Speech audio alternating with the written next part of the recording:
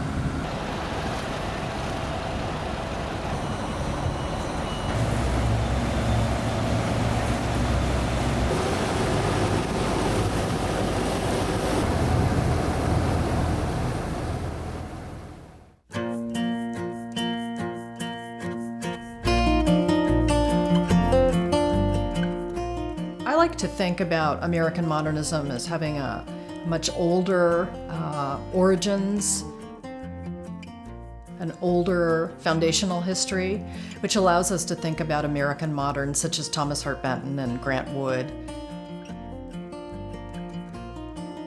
Grant Wood not only did advertising and he did book illustration, but he even represented the Masonite Company. He represented furniture companies. I mean, he was quite an active artist in the professional world. What's interesting about Benton is that he's a modernist. He goes and studies in Paris for a number of years, and he studies all the isms, futurism and constructivism, and mix it in with the modern art techniques that he's learned and create a kind of dynamic modern art, representational kind of art that'll be about American stories, American people, American places, and American history. So he does a number of murals. Well, there are thousands of figures in all of these different murals, and so he's always calling on his students to pose for him. And Jackson Pollock is one of those students who poses for him in his America Today mural. The federal government really becomes the major cultural patron of the era. A lot of the artists who would become famous or sort of make a name for themselves in the post-war New York art world, Jackson Pollock among them, Mark Rothko, worked on the projects, worked in as New Deal artists during the 1930s. Benton always considered Pollock one of his favorite students. He would later say, well, he went off in a different direction than me. And I think Pollock really picked up from Benton the idea of painting big, mural size, large size painting spaces, nothing small, but also a kind of dynamism, kind of movement and energy that for Pollock and for Benton expressed the dynamism of the modern 20th century. Just as the metropolis of New York is a center of transportation, industry, and trade, it is also a great cultural center. Of all its many museums and art galleries, none is more famous than the Metropolitan Museum of Art.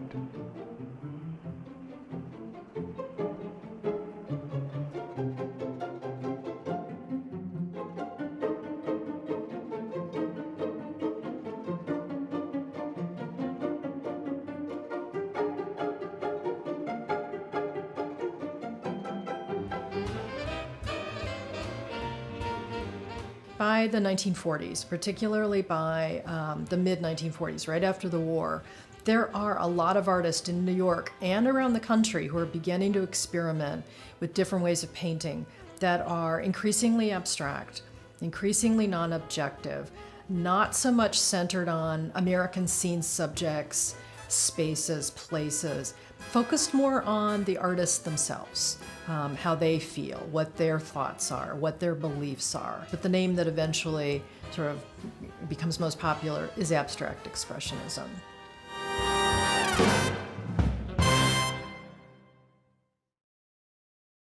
You could say that if Peggy Guggenheim herself had not existed, she would have to be invented.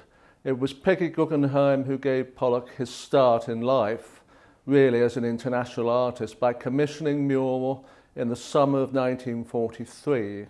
Peggy was expected to grow up and marry, to lead a very conventional life, but she knew very early on that hers was not going to be a conventional life, and she made sure it wasn't going to be, and this took all kinds of forms, including sleeping with artists, but more importantly, buying artists and showing artists. And she opened this legendary gallery on 57th Street that was called Art of this Century. That sounds kind of tame, I think, to us now, but it was really, she was making a bold claim, but it was also accurate. I mean, that was 20th century art then. Very cutting edge, very avant-garde work.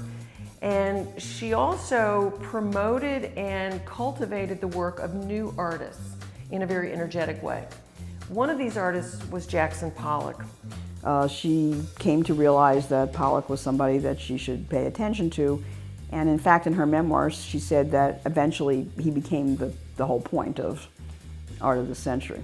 And what she started doing with this gallery was giving first one-man shows to Mark Rothko, Clifford Still, and most importantly, her big discovery was Pollock. And she gave Pollock his first show.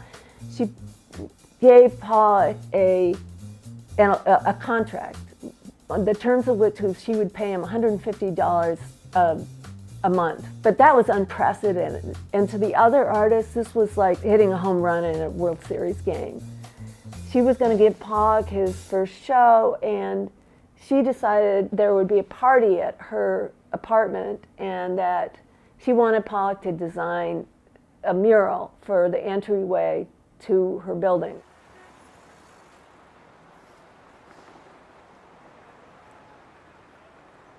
It was an enormous space, and we know that Jackson Pollock, in the summer of 1943, wrote to a family member saying, "It's as exciting as all hell." That shows a kind of kick and impetus which a commission for Mural had given Pollock.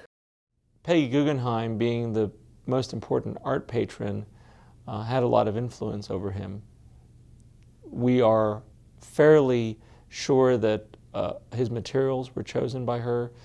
This was going to be the biggest, best painting that Jackson Pollock had done in his career up to that point, and would launch him as an important artist in the U.S. and in the world.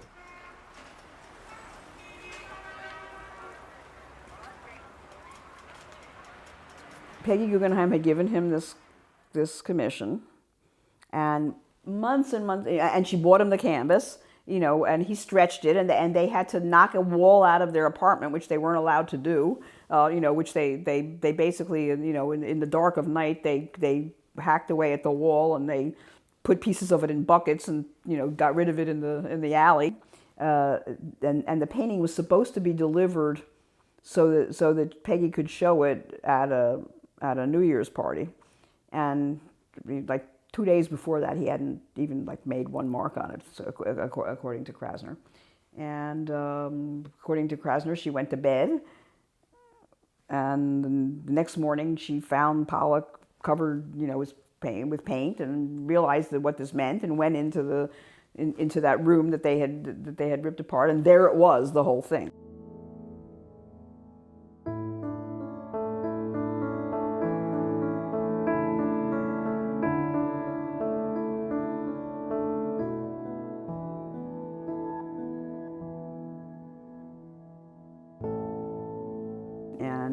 She must have realized that there was no way that painting could have been painted in one night and rolled up the next day and taken to Peggy Guggenheim's, because, you know, there were different layers of, and it was you know, it wouldn't have dried in time and so forth. The legend is that it was too big, and Duchamp said, "Oh well, let me just do this," and that he cut off 7 inches of it. He said it doesn't matter with these kind of paintings. Supposedly, A, Duchamp would never have done that, and B, if you look at the canvas, it was not, you know, it has white space around it. It was not cut off. Well, despite the legendary image of Pollock as a kind of superhero of modern art, he himself was not a particularly large guy. He wasn't that tall. Mural, unlike the so-called classic pourings, which Jackson Pollock did in 1947 to 50, they were painted on the floor. Mural was already stretched and leaning against the wall when Pollock painted it, so there was a crucial difference in that respect. The sheer physical size of Mural, approximately 9 foot high and getting on towards 20 foot long, was absolutely unprecedented for Pollock. And this meant that Pollock had a tremendous degree of energy which he projected into that canvas. We know that from internal evidence, Mural was not begun until at least July of 1943. Pollock was also a very calculated artist, and what we have to remember that just splashing paint out on a canvas will not necessarily produce the effect in the beholder of extreme spontaneity. Spontaneity has to be calculated and configured on the canvas. A mural, despite the frenzy of its overall appearance, is a highly calculated canvas. It so happens that the Museum of Modern Art held a huge exhibition in the late summer and early autumn of 1943 devoted to action photography across the whole of the late 19th and earlier 20th centuries. I have not the slightest doubt, speaking as an art historian, that Pollock saw that exhibition. Pollock was quite familiar with the action photography. These sort of marching figures are very close to action photographs. And this painting was really meant to be his big world splash, where he announced to everyone that he arrived. This was meant to be for her apartment in New York, so it had to fit into the hallway that she wanted to place it. And this hallway was the entry point for everyone who visited Peggy Guggenheim, and so everyone from the art world would walk through this hallway and know who Jackson Pollock was. Peggy Guggenheim commissioned the picture and endorsed Pollock after Mondrian and Duchamp gave her the nudge and said, "This guy's really good." And it was Duchamp who suggested putting it on canvas rather than painting it directly on the wall, which was very, very smart. One, he could work on it at home in contemplation and worry about it and fret over it there. And also it meant it could be taken down. So the critic Clement Greenberg, for example, who is the biggest champion of post-war American modernism, and it really is, for Greenberg, American modernism. And it's very much about canvas and paint on canvas. So he helps create a sort of assumption about modern art that is very flat, very pure, almost one-dimensional. And at the same time, he's emphasizing the freedom and individuality of these post-war American artists. And he uses the word free and freedom repeatedly in his essays. And he's writing for Partisan Review and The Nation and Commentary. Well, it's interesting if you look at his criticism to realize that at the very same time that he's writing about the freedom and individuality of American artists like Pollock, that the American government politically is setting up the same sort of idea that the United States of America, in direct and deliberate contrast with communist Russia and communist China, has free individual liberties, which include the free individual styles of American artists, in direct contrast to the more rigid representational art that's produced by social realist artists in Russia. When he's writing in the mid-1940s, he's made it clear that America is now sort of the economic and political leader of the world, and it needs an art to match. And that art, he declares, is the art of Jackson Pollock. early 20th century, I mean, painters were kind of considered sissies. You know, you have them in berets and, you know, and smocks and little scarves around their necks, and they stand there, you know, with a brush and you know, and kind of, they look silly. But Pollock doesn't look silly. He's an action man.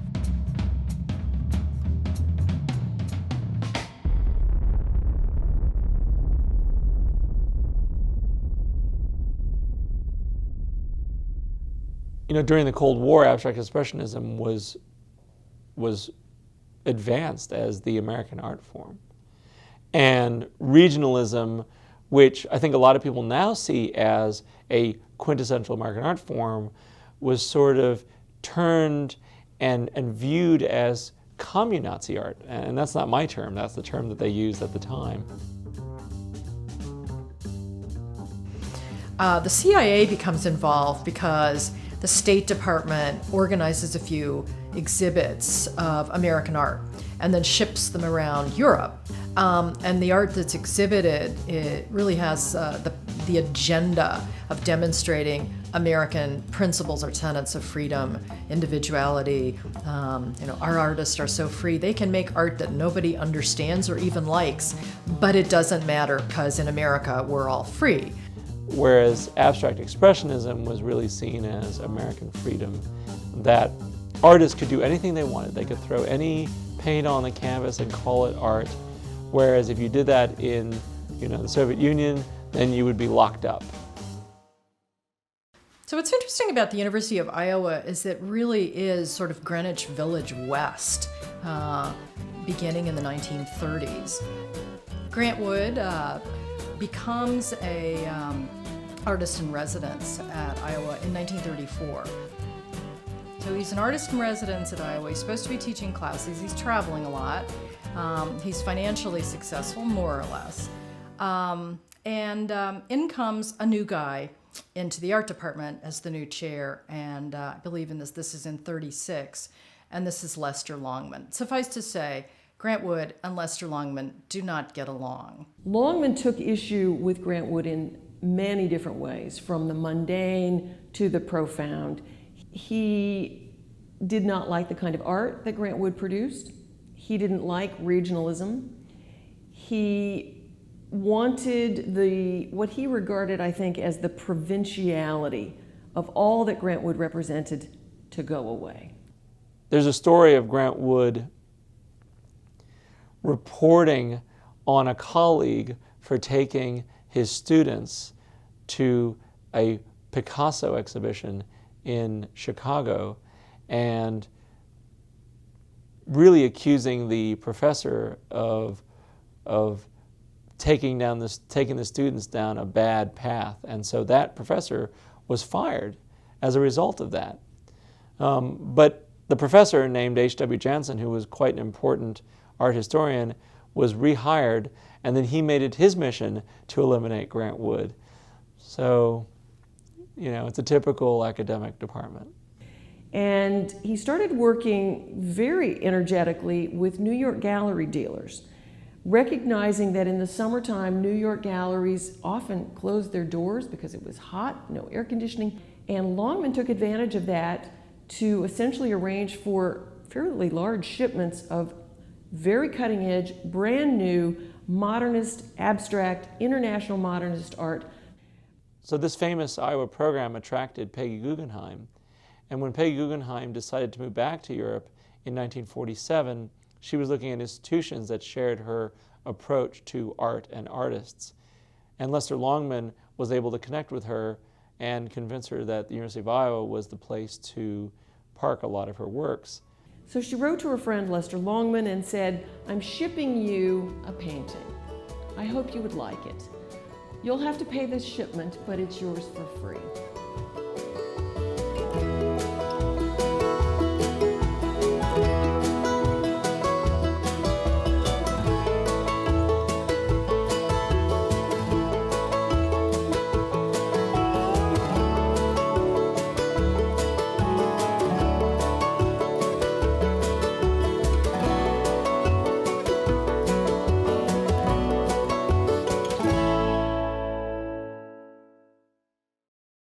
It took a few more years for Pollock's mural to arrive because the professors argued over the $40 shipping fee, but it eventually arrived. It's phenomenal to me that it would suddenly show up in this Midwestern city, and I'm not sure by then whether it was being appreciated for what it was, you know, which is a really pivotal painting in 20th century art history. The public was not familiar with this kind of art. They were mystified by it and sometimes disturbed by it.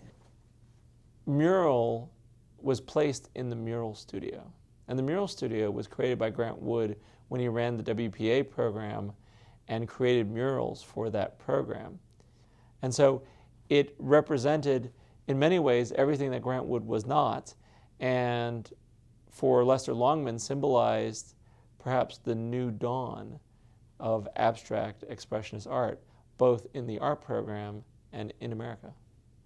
The irony, of course, is that it's then the place where Jackson Pollock's mural is placed. And Jackson Pollock's mural is not like a Grant Wood mural at all. It represents something totally different. And actually something that Grant Wood would highly disapprove of. When the Jackson Pollock was installed in the new Museum of Art, I thought I had literally died and gone to heaven. Seeing the Jackson Pollock in the Museum of Art was sort of centered me. And I have to say that as my 3 small children were growing up, we didn't have a lot of time. But I did get a babysitter every Friday afternoon, and I would walk down to the Museum of Art and I would sit in one of their wonderful Eames chairs for 3 hours, and I would just study it. It became sort of my rock, if you can say there is an external, something external in the world. Some people have religion, churches. It was art for me.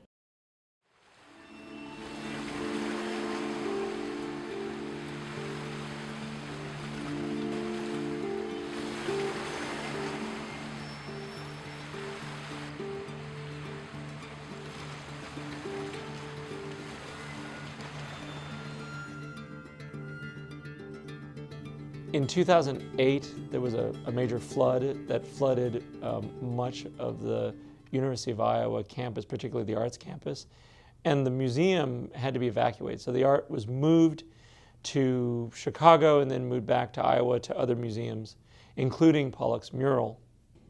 In the aftermath of the flood, because the University of Iowa buildings were devastated in so many different ways, the cost of repairs so high that one of the proposals that came out of the non-university sector was that perhaps the Pollock mural painting could be sold because it was valued, after all, at something around $150 million, and that would go a long way towards some major flood repairs.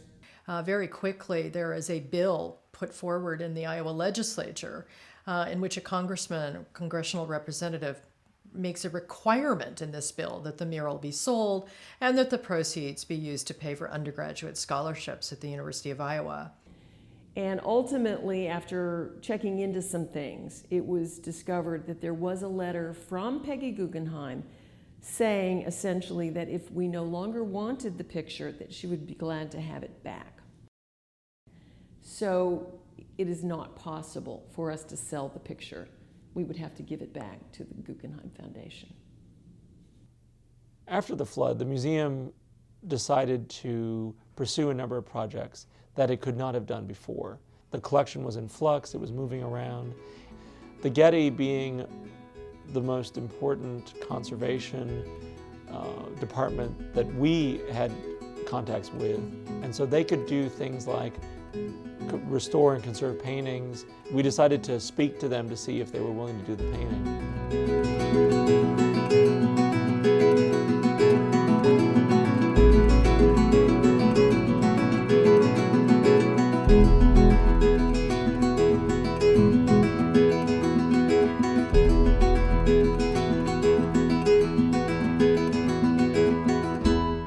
So I said, great, what do you have in mind? Well, there's this Pollock in Iowa. And my first question was, well, how big is it? And when he told me, I said, absolutely not. That's too big, because large pictures have problems all of their own. Just even moving a large picture requires a team effort. This is a big project, and it's not an easy project. So it's understandable that they were not willing to take this on.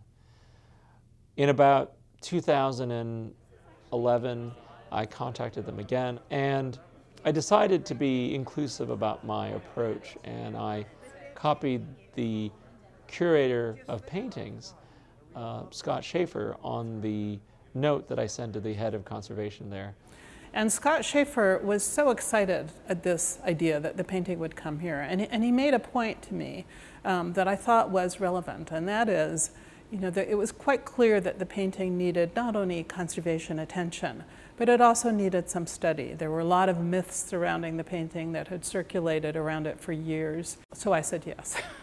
But only, I said a conditional yes. And that was based on our wanting to go and see the painting before we actually agreed to take it on. So a team of us, the core team of us, flew to Iowa to visit it at the Figge Art Museum, and where we spent a day looking at the painting and doing our first sort of close look of it. And we all came away from that trip very excited about the possibility that the painting would come here.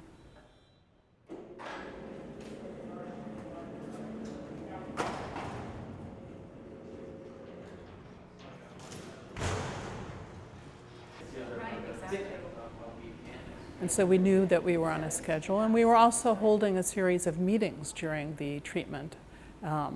Meetings bringing other conservators here, other scholars here, who either had treated Pollock or had written about Pollock or understood the painting perhaps more than we did, because when the painting was treated in the early 70s by a conservator, a very well-intentioned conservator, that conservator had varnished the painting.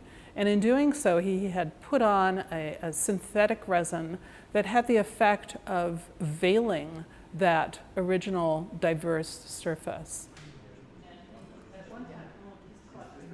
You imagine taking a Q-tip and cleaning the varnish off a 20-foot by 8.5-foot wide painting. It's a very long process. It's excruciating. Removing, in this case, a very grayed discolored varnish, it was gray because it was synthetic, opened up the space in a way that was entirely unexpected.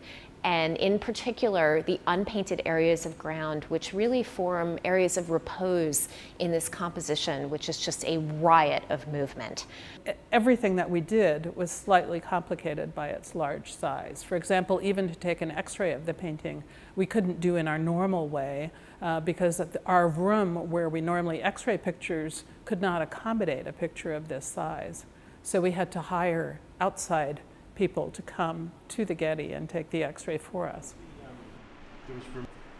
Yeah, so that's a nice sharp edge. Where are you looking at? The transition edge? Over here? Yeah, see how sharp it goes? Yeah, okay. So that's that. So much of the work that I did on the project was looking at the paint cross-sections in detail. And from that, we were able to completely reconstruct the palette that Pollock used in the creation of Mural, and to also identify how many different combinations or mixes of paint that he used. And we think that Mural is created in about 25 to 26 different batches of paint. Many of the layers in the cross-sections that we examined have very well-defined boundaries with the underlying layers, and usually that means that the lower paint was at least touch dry or dry enough to withstand being disrupted by the later applications of paint. So these clear boundaries indicate that the painting was done over quite extended period of time. Oil paint takes several days, if not sometimes weeks to dry. We were very intrigued by this pink paint that has an appearance of a house paint, a sort of glossy enamel paint, and perhaps had been applied horizontally, which we know Pollock was doing later on in his career.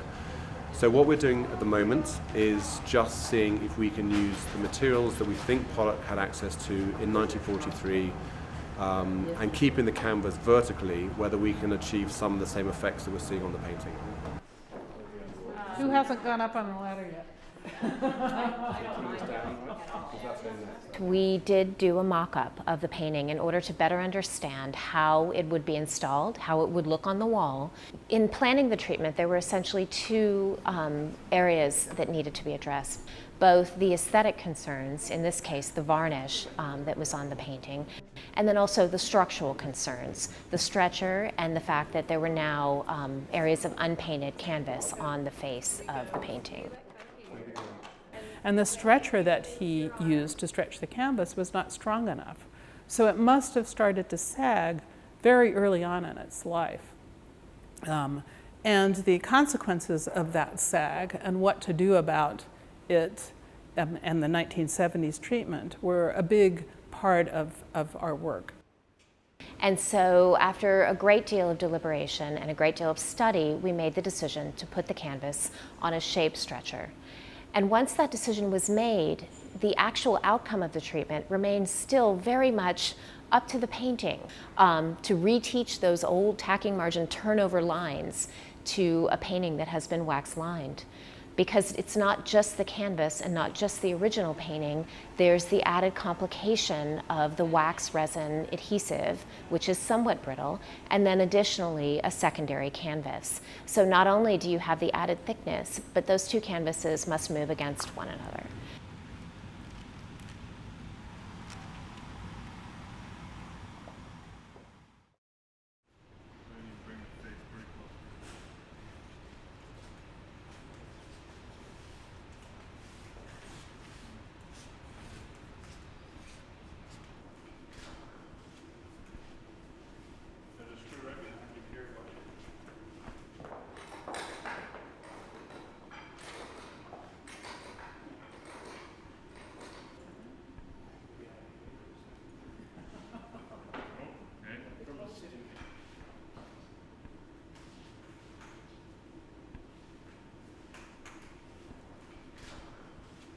Probably to our great surprise, I must say, I think it was one of the top 3 or 4 exhibitions here at the Getty in terms of numbers of people who came, percentage of visitors to the Getty who came to see that painting.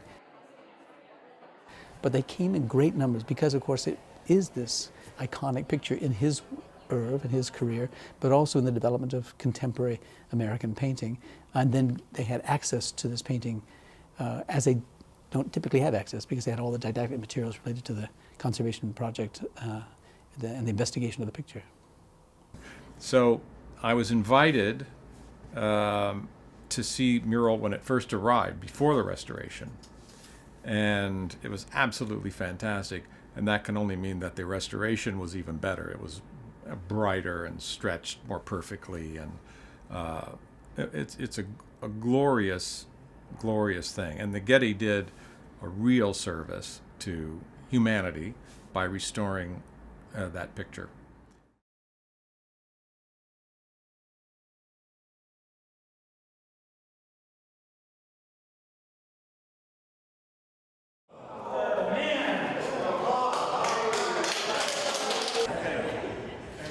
This painting was never viewed in that part of the country, and it was a great opportunity to be able to reach a new audience and also pursue the idea that Peggy Guggenheim advocated, which was that this was part of an educational program, that this painting was there to show people about new American art, new ways of approaching art, about ways that Jackson Pollock solved certain problems on the canvas. And so she would have been very proud of the way we're using this painting to educate a wider audience.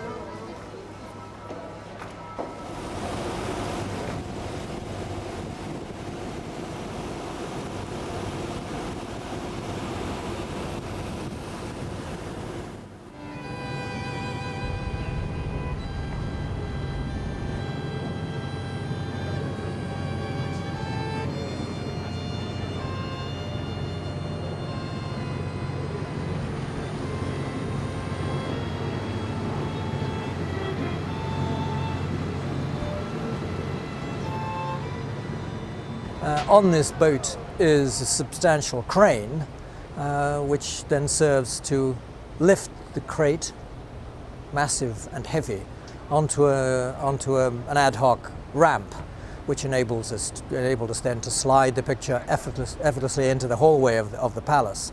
But this will always be the case when we're doing exhibitions. Aquatic arrivals and manpower and cranes to winch the crates into the building or into our exhibition spaces behind.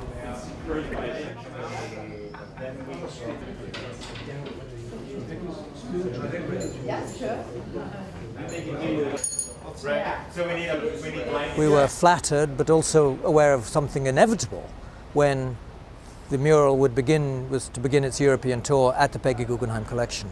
It made perfect sense for our mission. David and Fam's exhibition has the peculiarity that we're placing it inside Peggy's palazzo and not in our temporary exhibition galleries. We might have done, but they're far too small to take something as outsize as the mural. And so it's being exhibited inside, together with Peggy's permanent collection, in the company of some of the Pollocks that Peggy herself owned. The museum will open as normal to the public, and they will find, to their astonishment, these magnificent paintings. Astratto o informale, gestuale, proprio per il gesto che lui carica di passioni e sentimenti, e queste sono appunto le dimostrazioni pratiche a livello artistico della sua poetica artistica. The Venice Biennale is the most important modern art show in the world. It takes place every 2 years, and the Guggenheim Foundation is responsible for presenting the American offering. One way or another, Jackson Pollock is one of those artists like Picasso, Dali, Warhol, Monet. I mean, he's up in that league, isn't he? And my assumption is they'll all come to see the Iowa mural. Mural is an icon. It's a striking enough painting in itself, but in terms of its influence was absolutely enormous. It does have a kind of aura to it, has a kind of magic to it, but it was also made by hand. Not a week goes by that Pollock's name is not mentioned in the New York Times, and 70% of it is in a context that has nothing to do with art. And mural is still, I feel, somewhat figurative, because you can, I get the impression of dancing figures in it, in the blacks. There's something very visceral and very active and very even violent, like a stampede, going on in that painting. I think we've been able to comprehend it better from the technical point of view. It still has many mysteries in it. I mean, it's ultimately more than whatever $1 million price tag might be attached to it. I mean, the Pollock mural is really a wonderful story of modernism's mobility.